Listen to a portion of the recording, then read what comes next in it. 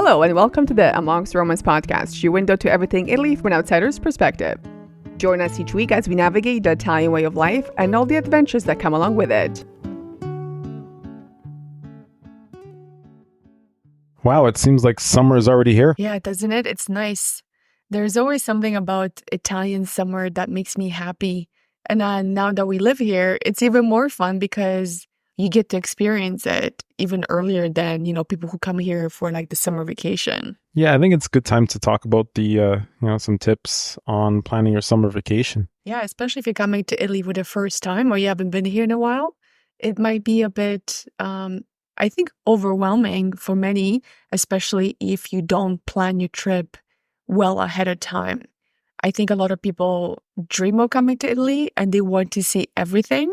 And I think that sometimes can lead people to try to fit too much in one time, and also at the end be exhausted and not enjoy their vacation. So yeah, I would say that's a good place to start. So if you're planning a trip to Italy this summer or anytime really, here's what you should keep in mind before you come. Yeah, so let's start with basically you want to decide what you want to see. I know could be a little bit daunting task to write that all down, but I think it's best to start out just to sit down and figure out what you want to see while you're here. Yeah, I think that's a good point because, again, like, what are your must-sees? What do you have to see versus what it's nice to see?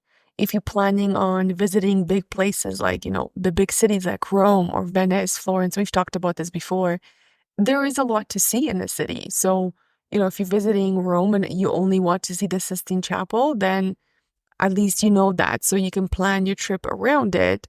But at the same time, if you want to see, more cities or more places during your visit, and it's, let's say, a short visit, then you really need to figure out, what it is you want to see.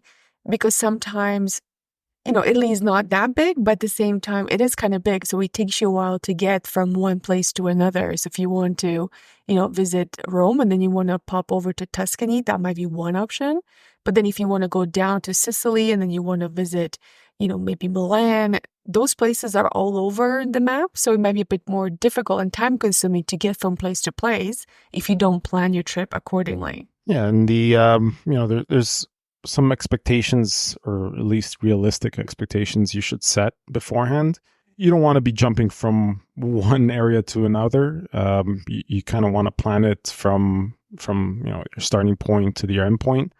And I think you need to have an idea of what you want to see, right? Yeah, and I think making an itinerary, or at least points that you want to see, makes more sense for at least realizing where places are, because you might not think, maybe Lake Como is close to Milan. That's great. I can go see it. But at the same time, you have to keep in mind that a lot of people are going there too. So the train that takes you from Milan to, let's say, Lake Como can be very full. You might not be able to just show up and jump on the train and get there. You might have to wait in line. You might be squished in with other people. So again, you're going to have to plan that ahead of time. When we talk about expectations and reality, sometimes you might be thinking, I want to go see the Trevi Fountain, for example. Well, it's not empty, right? There's always people there. So again, if that is your must-see bucket item, then you have to plan to go see it early in the morning before the crowds get there, which again requires you to plan your day accordingly. So that's always, I think, a very good thing to keep in mind is the expectations you have of what you want to see. Yeah, and I think also the fact that you need to plan your travel, right? Like you want to know how you want to travel from each destination. Do you want to rent a car? Do you want to, take public transportation? You have to keep that in mind and, figure out how long it's going to take you to get from one place to the next, right? Most times, like I said, I prefer renting a car and just driving myself, but most people may not be comfortable with driving in Italy. They'll take public transportation like the train, which is super efficient throughout Italy. Buses, which is also pretty efficient.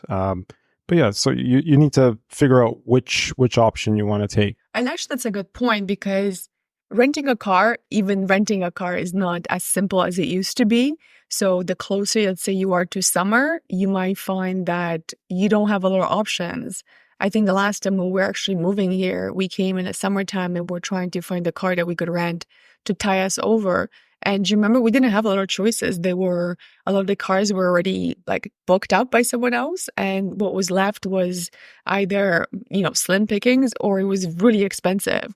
So, again, if you want to drive the car, I would say look at the prices ahead of time, because if you think you're going to get to the airport and just go to the car rental and get a car on the spot, you might be disappointed. Yeah, you definitely don't want to do it on the fly.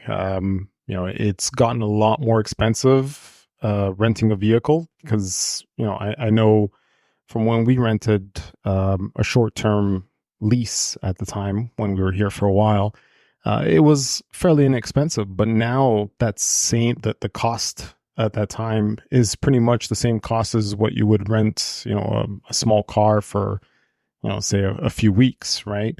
So you want to keep that in mind. Check the prices, because they have gone up significantly. So it may not be the best option for someone who's budget conscious. That's where, taking public transportation is a good option, because it's a lot less expensive. Granted, if you don't have a whole lot of time to spend traveling, you may end up splurging and just, going ahead and renting a car. But yeah, you definitely want to rent it beforehand. Most places, like if you book it through a travel agency, you can probably get a pretty good deal, or even online, taking a look and seeing what deals you can find. And it also depends quite a bit on what size of vehicle you end up renting. If you end up renting a small, little hatchback, it's going to be a lot different compared to something that's, a full-size sedan or even a luxury vehicle, right? So it really depends what what your preferences are. I think that booking ahead also applies to attractions. You remember there was a time where you could come to Europe anywhere and you could just go and get the tickets, like, oh, I'm going to go see this museum today, and you can go and get the tickets before you go. Well, in Italy, especially, that's no longer the case. Some places, like the Vatican, for example, they have a very limited amount of people that they allow each day. It's just simply to preserve the actual location, the art in there, because I think I've mentioned it before. The Vatican, like the museum, is not air conditioned. So if you have a lot of people in there, it really is unpleasant. So you want to make sure that you book your tickets ahead of time, especially if you want to go see a certain museum or, like a attraction that is on your must list. Because again, you don't want to be disappointed. And sometimes they sell out and they only have a certain amount of tickets available per day. So if you're going to be in a certain city and you're going to wait till you actually get there, you might not find the time during your stay that fits your schedule. So then you won't be able to see whatever it is you want to see. So again, book your tickets ahead of time and, try to think of when you're organizing your day, even in a city you're staying, try to organize your day based on, what it is you want to see. Things usually they close around like 1:00 and they reopen at say 3:34. And that applies to not just like shops and restaurants. That also applies to some attractions, certain museums, or even archaeological parks. They will close. So you want to make sure that you have a ticket ahead of time and you know exactly what time they open. Because I think the worst thing is to drive somewhere that you really want to see and you get there and it's closed. Or like what happened to us when we were in Sicily, we went to Taormina and we couldn't see the amphitheater because there was a concert going on that day. So again, we made that mistake by not looking into it and we couldn't see the theater. So, you don't want to travel all this way to Italy and end up being disappointed. Yeah, I think we should really emphasize on the fact that it's gotten a lot busier, right? Like if you're a visitor or a tourist that's come to Italy or even any other part of Europe, 5, 10, 10, 15 years ago, it's quite different, right? There's a huge influx of tourists. So things have gotten much, much busier. So, if you're used to just going to visit the Colosseum without any, much of a wait time, several years ago, you'll be in for quite a surprise because it's gotten very, very busy. So, like I said, you want to make sure that you book things ahead of time, look into wait times, how long it actually takes for you to get into a tourist spot or a museum or whatever location you want to visit. Just make sure you check ahead of time and see how long it actually takes nowadays. Yeah, and I think a good way to go around that is to, again, go with a tour. Sometimes you can get like a walking tour or a day tour, and that's a good way of, if you don't really want to, figure out like, oh, how do I get there? What are the logistics? Where do I get my tickets? Booking a tour kind of takes care of that. So if we go again with the example of the Vatican, you can book a private tour before the Vatican opens, and you get to go in a small group. Again, you don't have to worry about getting the tickets because you get that through the tour. You don't have to wait in line because, again, you get priority access, and you're able to see the place without the crowds. So now that applies to a lot of other attractions in Italy. And again, I think it's a more efficient way of, especially if you don't have a lot of time, it's a more efficient way to see something and learn about it without trying to worry about, am I getting there in time? Is it going to be closed? Is it going to be open? Do I get tickets? I think a tour is a great way to do it. And, again, they are short. Sometimes they're like an hour or two. And, you don't have to, if you don't like necessarily tours like big groups, a lot of these are very small. And again, they'll take you to the places you want to see. And I think they're very efficient, and that you get the most out of your time and your money, I think. Yeah, I definitely I would consider a guided tour as a valid option because, you're spending quite a bit of money and time, obviously, coming out to Italy and seeing all the sight. You want to have that convenience. So it can be pretty daunting planning things on your own. And I think guided tours are, fill in that gap.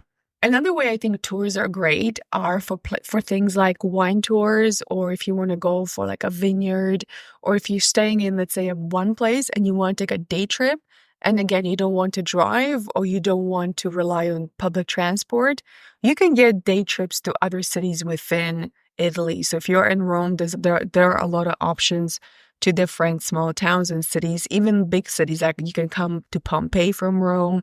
You can go to like Florence. There's other options that someone else arranges it for you. So it's not just the day off in the city you're in.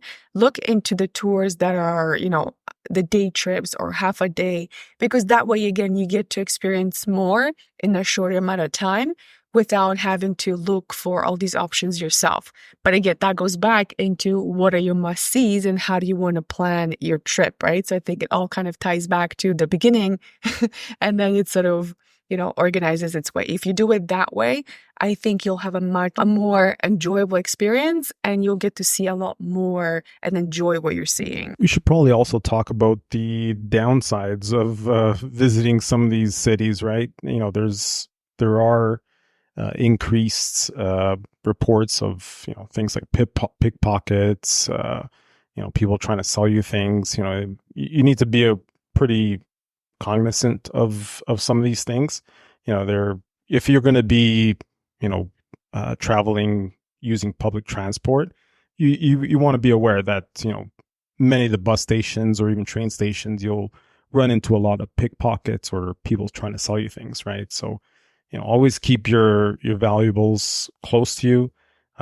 Maybe look at some of the options that are available online. Like if you go to a CA and see what they have for your protection. There's little wallets that you can have that you can purchase that are hidden away. Keep your valuables in your front pockets, for example. Make sure that they're not in your back pocket. Avoid putting your expensive items in your backpacks, for example, right? Because those are easy targets. Travel documents you want to keep in your front pockets, for example. Also, that's what I actually personally do. I always move my wallet to my front pocket, my passport front pocket. So it'll make it a lot more difficult for someone to pickpocket you, but it's always good to be aware of these things. Yeah, and always stay vigilant. It's not just the public transportation, but tourist sites, right? So if you go to a very popular place where there's a lot of tourists, this happened when we were in Rome the last time we were by the Trevi Fountain. And it's a very crowded place. There's so many tourists, and people get very distracted, right? Because you're like, oh, look at the picture. You're trying to take a picture. You're trying to enjoy the moment. And that's when they strike. So we witnessed somebody got their stuff stolen, right? Remember, somebody was like, oh my God, I got my stuff stolen. And like in the crowd of people, they got their stuff pickpocketed. Yeah, I remember that. It was actually by the Trevi Fountain. I was, just walking around, and one of the tourists ended up saying, "Oh, they got their wallet stolen, their purse stolen." If that does occur, you definitely want to flag down, one of the local police. That's pretty prevalent. They're usually walking around. I will go talk to them, and usually what'll happen is they'll either take a report or refer you to the police station, right? So you definitely want to at least get a report of it. Who knows? Maybe someone ends up finding your documents. Granted, your wallet will probably be empty, but at least your documents will still be safe most times, right? And someone might end up finding it, turn it in, and at least you can get that back. But yeah, you definitely want to be aware of these things. And I think another very common sort of, I'm not sure if it's a scam, but it's definitely a gimmick.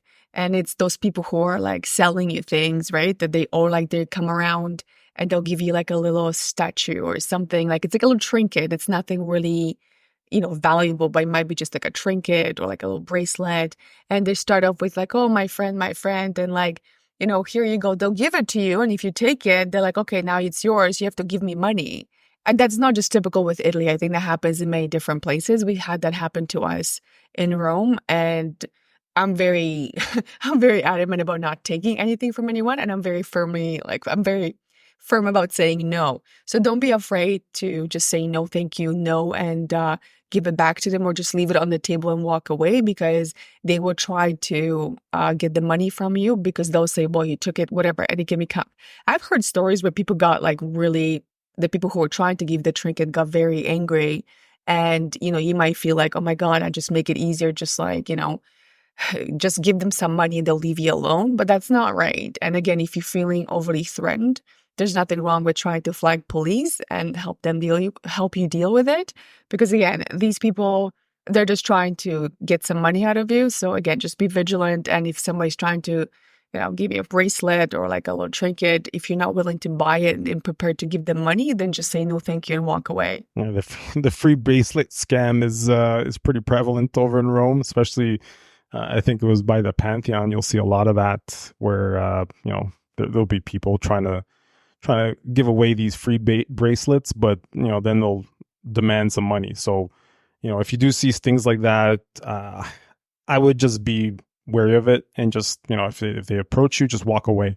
Not even, truthfully, don't even say anything to them. Just say, just walk away, ignore them, and you'll usually give up. Some of the other things that we actually came across, even as tourists, where we rented a car and be driving through some major cities, say for example Naples, they'll try and wash your windows and they'll demand money once they're done, right? So the quick tip on that one, if that does happen and you're in your rental, as soon as you see someone with a windshield washer and a bucket, just turn on your wipers, and they'll usually ignore you. So just keep an eye out for that. Make sure your doors are locked, stuff like that.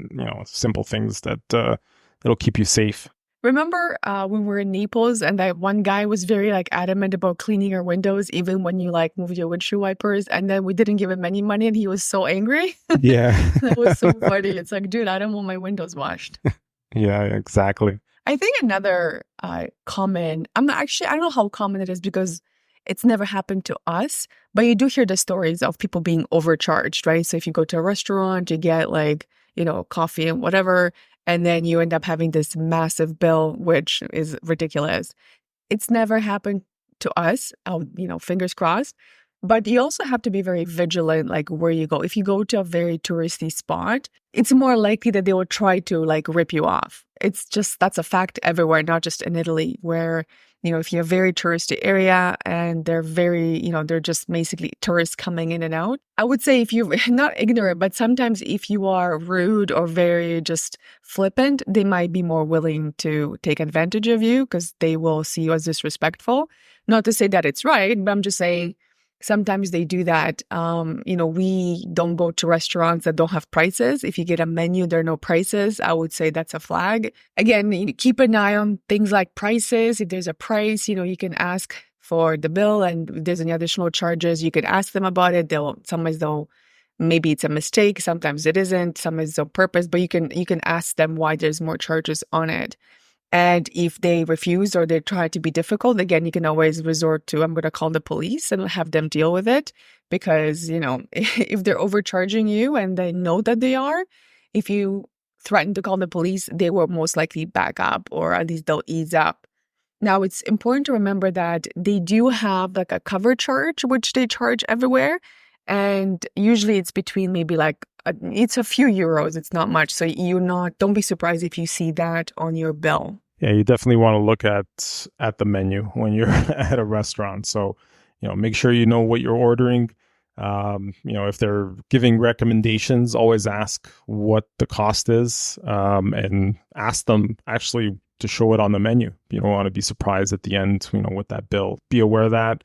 And like it was mentioned, there is a service charge usually, and it should not be more than a few euros a person, right? So it's definitely something you want to keep in mind. And I think I want to also be cautious when you pick tours, and I think tours are great, but make sure to read what the tour entails, because sometimes the tour will include transportation. So for example, if you're booking a tour from Rome to Pompeii, you want to make sure that your transportation is included, but also your admission to the actual park, because you don't want to get there and be like, oh, I have to buy my own ticket now. And either A, you have to stand a very long line, or you just can't get it, right? Or you'll get scammed or something. So it's always good to look at the tours that, if you're looking at booking one, make sure that you look at what's included and what isn't.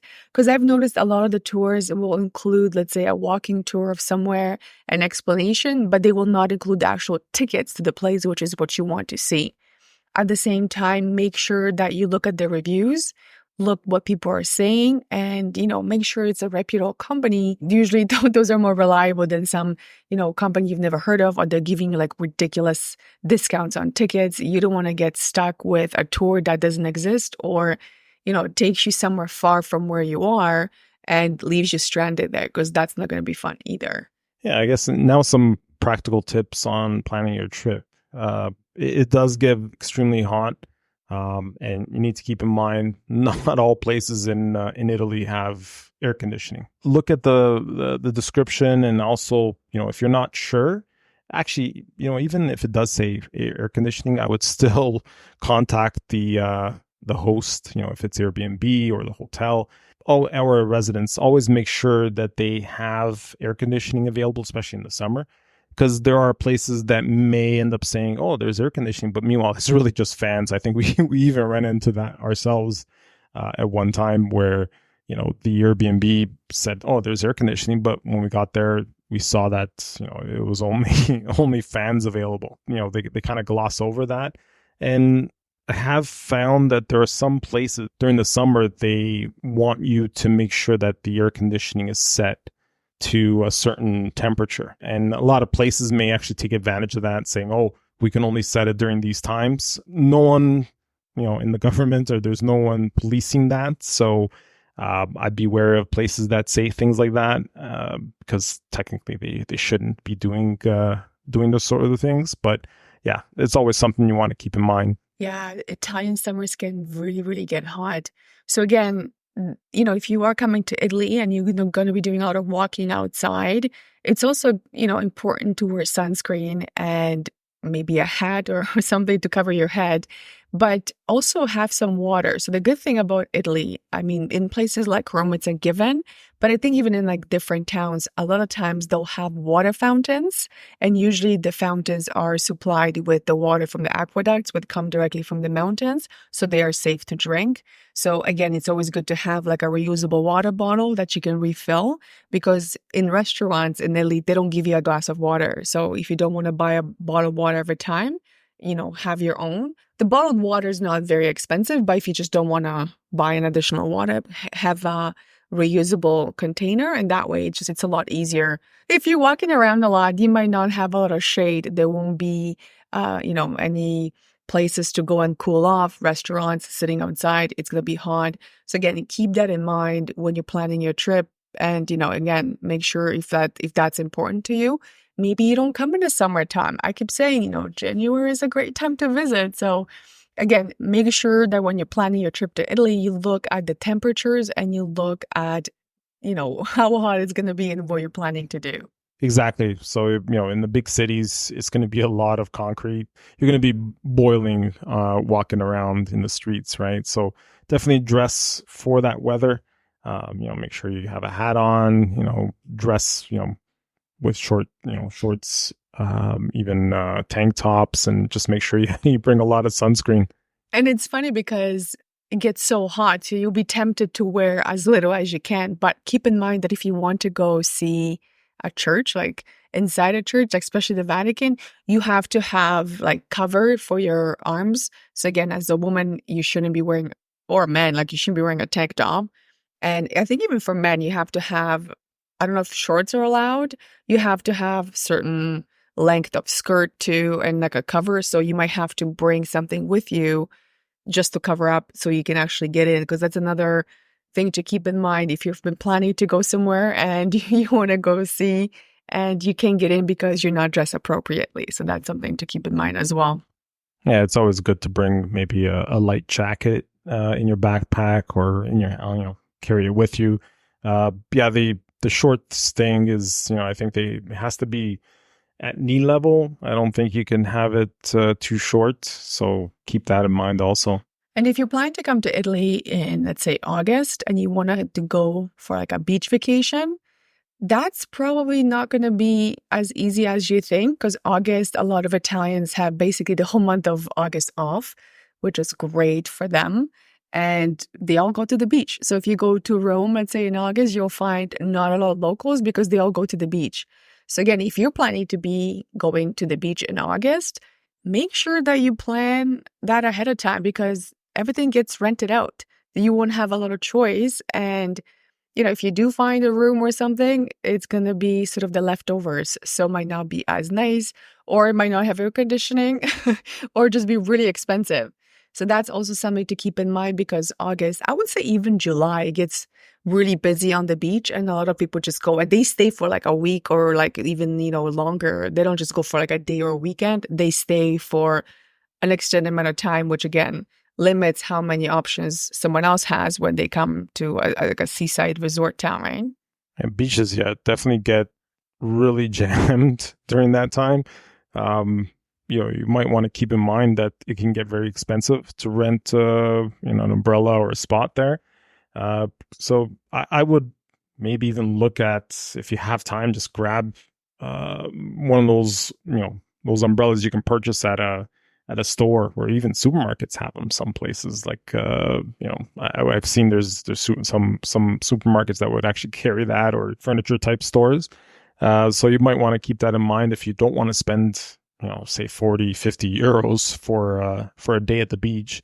You can grab some towels and, those one or two umbrellas, and, throw it in the car if you're renting a car, right? Obviously that wouldn't work well if you're traveling by regular transit, but that is one option if you want to save a few bucks. Another thing I think it's worth mentioning when we talk about the trains and the ferries are also a possibility, even flights. There are sometimes, now that we moved to Italy, I've noticed that there are certain strikes that are happening throughout Europe. They seem to be scheduled almost, so it's not like you'd be surprised.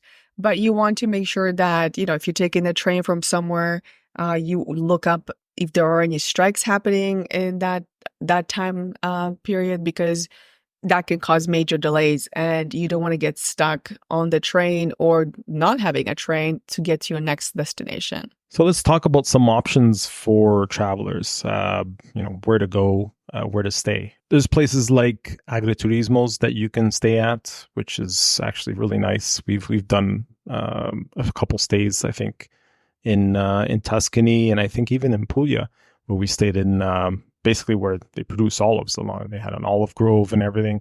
So that was actually pretty interesting experience. Combinations are really nice usually. And of course you have the great views, right? So that is one option that you can take a look at. That may not be for everyone. Personally, I would recommend an agriturismo because it's a more intimate experience for travelers. And I'd probably recommend that over some of the other options. Yeah, and I think the agriturismo, which is like a farm stay really, is a great way of exploring beyond the big cities, right? Because agriturismos are not going to be in the middle of Rome, but they are sort of in the countryside, in the outskirts. And to be qualified as an agriturismo, you have to be producing something. So it's not like you just have like a big house and you rent it out in the field. You have to be producing something, whether it's fruits, vegetable, wheat, whatever it is you're producing. The good thing is if you stay in agriturismo and they do make their own cheeses, for example, or they grow their own vegetables, you're able to actually enjoy some of it on site. And I think that's also a good way to, just sample authentic Italian experience, because you are staying with the people who are the farmers. They're the ones who have the animals, who have the fruits and vegetables or whatever. They're the ones running it. So you can actually talk to them, learn more about what they're doing and their product. And it's really a really cool experience. Yeah, and they also usually provide tours, the vineyard or olives. They might be producing have a tour of the olive grove and see how they produce the product. And obviously, you can also purchase it, right? Some of the best olive oil we've tried or had was actually from a place we stayed at in Puglia, which is really nice. I think the ones in Puglia, though, even though it's the same idea, they're called masserias. I think that's a name just very typical to the Puglia region. So it's like an agriturismo, but in Puglia. And again, they're mostly olive grove farms, which the one we were staying at was gorgeous. They were still growing olives, but they didn't make their own olive oil. The guy was telling us how they harvest the olives and they send them somewhere else to be processed. They no longer do it on site. But we did get a chance to tour this sort of like cellar type setup that they used to use for producing oil. So it was also a great experience to learn about how they used to make oil. And they even let us walk through like their apartments, which again was a good way to see, what this place looked like. And that was probably one of my favorite stays, because there was like a beautiful terrace and we were just looking over like olive groves, and it was really magical. I don't think that's something that a lot of people tend to experience if they just go into big cities. And one of the other options can be alberghi diffusi. So if you want to, go over that type of experience. Yeah, so alberghi diffusi are a bit different, and we have not stayed at one, and I think we're still a bit kind of confused how this works, what it is. So alberghi diffusi, it's a concept that combines more of a traditional concept of a hotel and a preservation of a local village. So think of if you're in a small town, instead of being like in a hotel, let's say a block of it could be qualified as a hotel. Instead of being in a single building, you are dispersed throughout the historic village. That's called diffusi because they're diffused. Usually, again, there's restored houses, they have guest rooms or suites. Usually you have a bit of a more authentic experience. Again, it's quite fun. They don't have too many of them across Italy, although I think that's kind of getting a bit more popular. So we will leave a link, the website where you can find them all over Italy. Again, we not stayed in one, so I can't really speak for, how great or how not great it is. But I think it's another option that if you're looking at something, different, something to explore outside of the regular hotels, Airbnbs, and farm stays, that could also be a very cool concept and something that, you could experience when you were in Italy. Yeah, so I think some of the things we spoke about give you several options for your stay in Italy. There's various things to look for, things to plan for, how you want to carry out your experience here in Italy on your trip. So, there's definitely so many options available. And hopefully some of the things we spoke about help you plan your trip out. And I also think that these tips don't just apply to the summer vacation. I think it applies to any time you're looking at coming to Italy, because if you're coming off season or winter, you might have a different perception of what winter is. So again, the same idea will apply. You can use these tips for any time you're planning your trip to Italy. And if you are coming in the summer, we hope you have a great one and you enjoy the Italian summer. We'll catch you in the next one. And this brings us to the end of this episode. Thank you so much for listening. We hope you enjoyed it. Don't forget to like, subscribe, and review on whatever you're listening right now. We'll be back next week, so stay tuned.